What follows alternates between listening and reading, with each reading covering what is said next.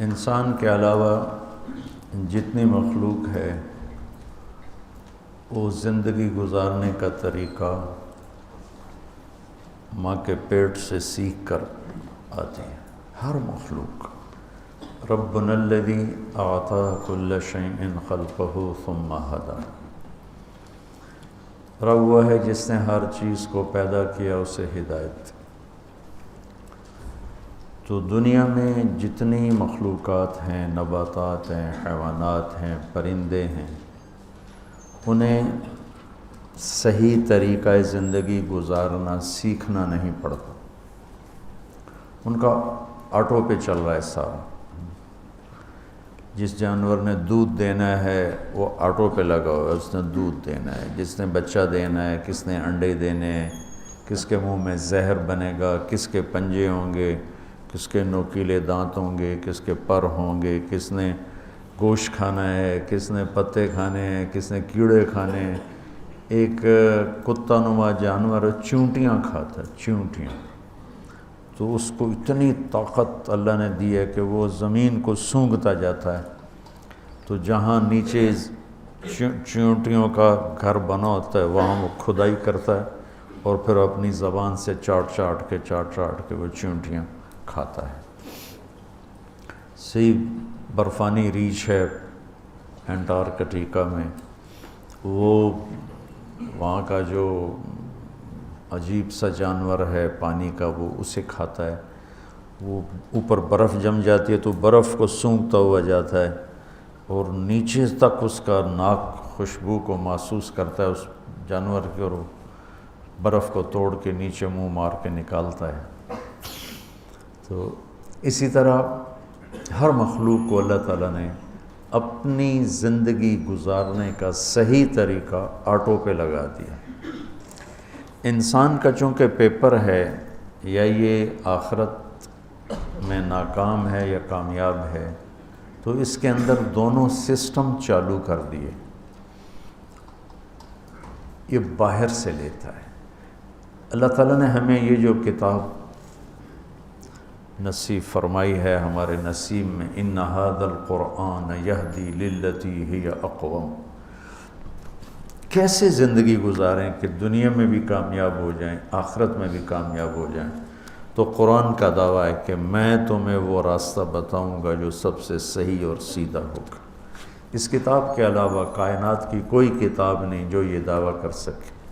حدیث پاک قرآن ہی کا حصہ ہے کہ قرآن کی تعبیر، تشریح میرے نبی پاک صلی اللہ علیہ وسلم کی زبان سے نکلے ہوئے کلمات ہیں.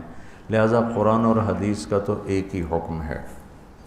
تو دونوں مل کر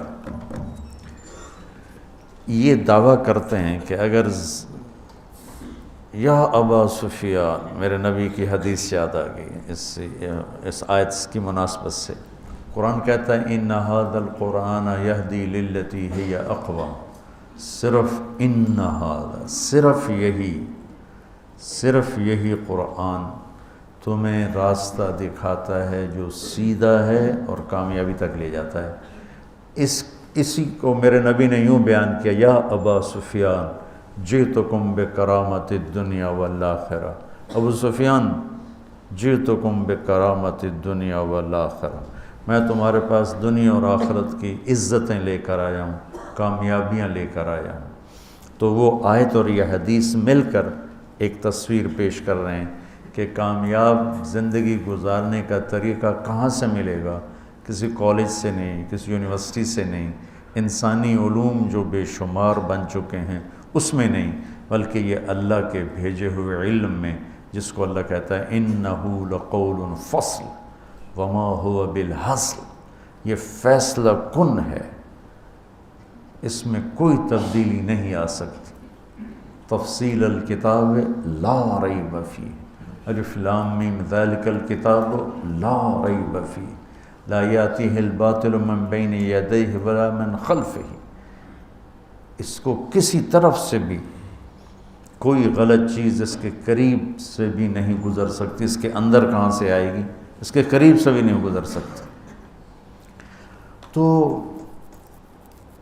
اللہ نے اس امت پہ فضل فرمایا، اس نے اپنے قرآن کی حفاظت کی اور اپنے نبی کے فرمان کی حفاظت کی۔ ہم تک کسی نبی کی امت نے نہ اپنی کتاب کی حفاظت کی، نہ اپنے نبی کے فرمان کی حفاظت کی۔ ان انبیاء کے فرمان تو ہیں ہی نہیں ان کے پاس، جو کتابیں ہیں وہ ٹرانسلیٹڈ ہیں، وہ پتہ نہیں ہے کہ اس کی اصل کیا ہے، ترجمہ سامنے پڑا ہوا ہے، اس ترجمے کا کیا اعتبار ہے کہ یہ اسی کتاب کے مطابق ہے جو عیسیٰ علیہ السلام پر آیا تھا، پر اتری تھی۔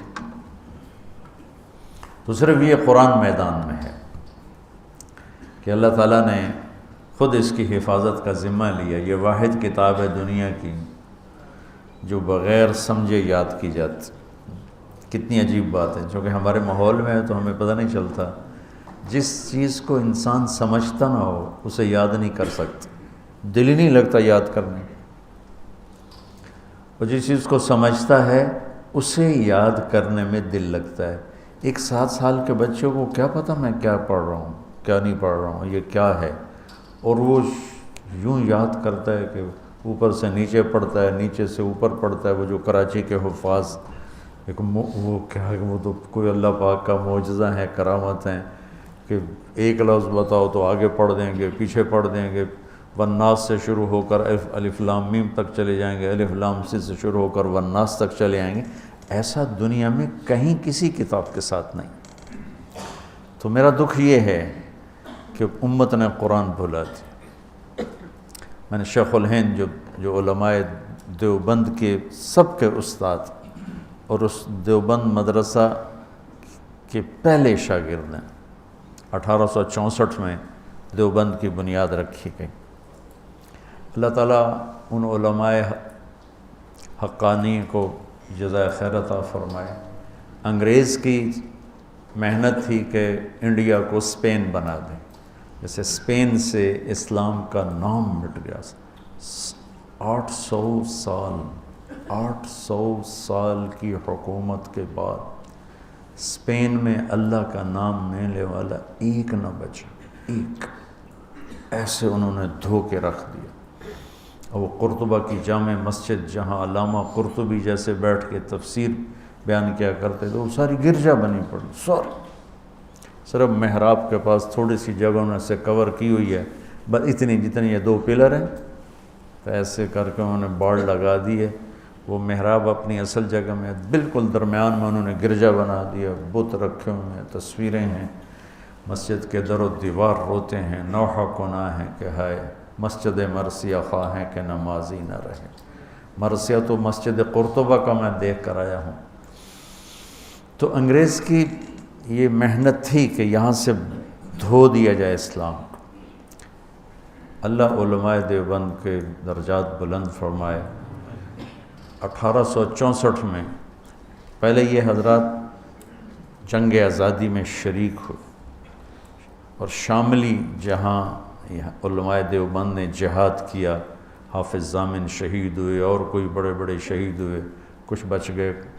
وہ شاملی اب ایک بہت بڑا قصبہ بن چکا ہے۔ میں 89 میں وہاں گیا تھا، تو جب سیاسی طور پر پوری مات کھا گئے اور قوت ہاتھ سے نکل گئی، کیونکہ اپنے ہی جب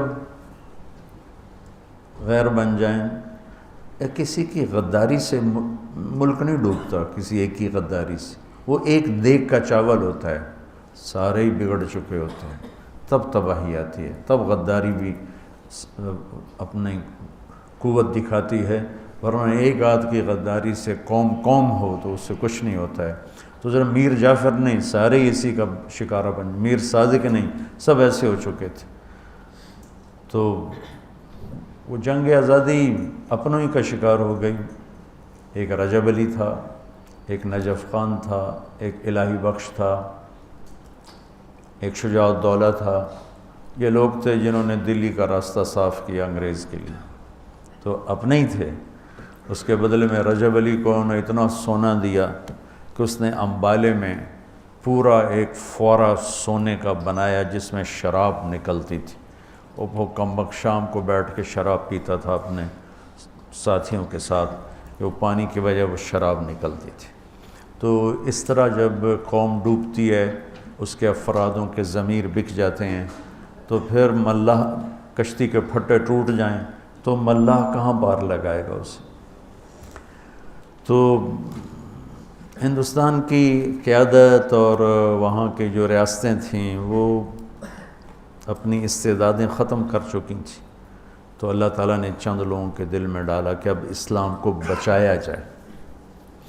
اب پھیلانے کی بجائے بچانے کا فکر تھا، تو 1864 میں مولانا قاسم صاحب نانوتوی رحمۃ اللہ تعالیٰ علیہ نے دیوبند میں ایک چھپر ڈالا، مسجد بنائی بغیر چھت کے، اور ایک چھپر جس میں ایک طالب علم اور ایک استاد اور ایک انار کا درخت۔ 89 میں وہ انار کا درخت میں دیکھ کے آیا تھا، وہ 1864 اور میں گیا تھا 1999۔ 100 سال سے اوپر انار کا درخت 15-20 سال کے بعد خشک ہو جاتا ہے۔ ہم تو ہمارا باغ تھا انار کے، والد صاحب نے لگایا تھا، ہم تو سنبھال ہی نہ سکے، پھر ہم نے اکھڑوا دیا سارا۔ تو وہ 15-20 سال سے اوپر انار کا درخت نہیں آتا، خشک ہو جاتا۔ تو اس انار کو 100 سال سے اوپر ہو چکا تھا اور وہ سبز کھڑا ہوا تھا۔ چھتے والی مسجد کہتے ہیں جہاں، وہ مولانا سید خان صاحب، میں اور کچھ اور ان کے ساتھی، ہم وہاں دیوبند گئے تھے، تو وہاں وہ انار کا درخت دیکھا تھا تھوڑا سا، اور بعد میں پتہ نہیں کس کے دل میں آیا کہ یہ تو لوگ اس کی اب وہ کوئی عقیدت میں پتے لے رہا ہے، کچھ لے رہا ہے، انہوں نے کاٹ کے ہی پھینک دیا۔ میرے جی میں تھا کاٹتے نہیں، ویسے اس کی حفاظت رکھتے تھے، ایک تاریخی چیز ہوتی، یادگار ہوتی، جب تک کھڑا رہتا، اتنا غلوب بھی ٹھیک نہیں ہے۔ تو 1864 میں استاد کا نام محمود احمد اور شاگرد کا نام محمود الحسن، اور کسی کو نہیں پتا کہ کتنی بڑی تاریخ بننے والی ہے۔ مولانا ظفر علی خان رحمۃ اللہ علیہ بہت بڑے شاعر گزرے ہیں، ذمہ دار اخبار نکالتے تھے، ان کا شعر ہے: شاد باد و شادزی اے سرزمین دیوبند، ہند میں تو نے کیا اسلام کا جھنڈا بلند۔ ہندوستان تو بدعات اور رسومات اور جہالت علم سے مناسبت ہی کوئی نہیں تھی، سب پیروں فقیروں، جو جاہل پیر فقیر تو ہمارا سرمایہ ہیں، پر جو صحیح ہوں، لیکن وہ جاہلوں سے جڑے ہوئے تھے۔ تو شاہ ولی اللہ رحمۃ اللہ علیہ پہلی ہستی ہیں جو انڈیا میں حدیث کو لائے، ورنہ فقہ اور منطق مجھے آج تک سمجھ میں نہیں آیا کہ منطق کی ضرورت کیا ہے علم دین کے اندر، مجھے نہیں سمجھ میں آیا۔ یا لیت شعری، کوئی مجھے سمجھا دے۔ تو شاہ ولی اللہ رحمۃ اللہ علیہ پہلی ہستی ہیں جو حدیث کو لے کر آئے، اور لہذا جتنے یہاں حدیث کے سلسلے میں شاہ ولی اللہ پر مل جاتے ہیں، مطلب میرا سلسلہ محمد عبداللہ، خیر محمد یاسین، جو میری قراءتاً ہے، ایک ہے اجازتاً، وہ بھی بتاتا ہوں۔ محمد یاسین، محمود الحسن جن کو شیخ الہند کہتے ہیں، محمد قاسم، عبد الغنی، محمد اسحاق، عبد العزیز، شاہ ولی اللہ، اور جو میری اجازتاً ہے وہ عزیر گل، محمود الحسن۔ اس طرح 3 واسطے بیچ میں نکل جاتے ہیں، میرے نصیب میں تھا عالی سند ہونا۔ عزیر گل، محمود الحسن، محمد قاسم، عبد الغنی، محمد اسحاق، عبد العزیز، شاہ ولی اللہ۔ شاہ ولی اللہ پہ دیوبندی، بریلوی، اہل حدیث سب کی حدیث کی سند ان پر آ کر اکٹھی ہو جاتی۔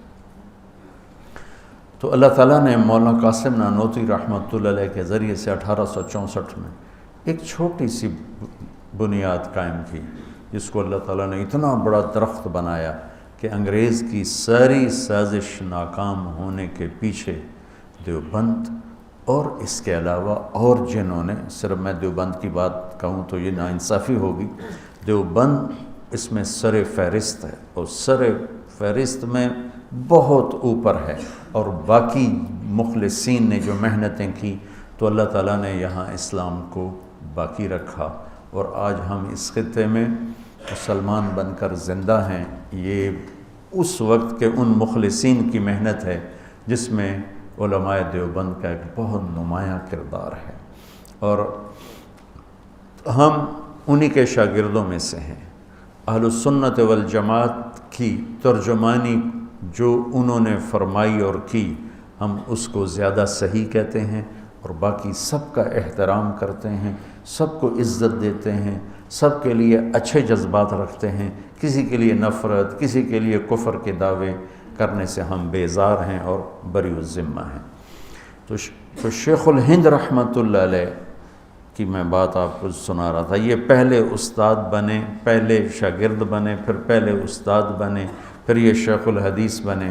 یہ مالٹا میں قید ہوئے تو وہاں سے واپس آئے تو فرمایا کہ 3 سال میں نے غور کیا ہے کہ امت کے زوال کے 2 سبب ہیں، ایک قرآن سے دوری اور ایک آپس کے لڑائی جھگڑے اور اختلاف۔ تو میری اب بقایا جو زندگی ہے، میں قرآن کی تعلیم کو عام کروں گا اور امت کو امت بناؤں گا۔ یہ محمود الحق تو دیوبندیت کا پیغام ہے کہ امت امت بنے، لیکن ہم ہی اگر فرقہ واریت کو ہوا دینے لگ گئے تو پھر حق گوئی کہاں رہ گئی اور امت بنا کہاں رہ گیا۔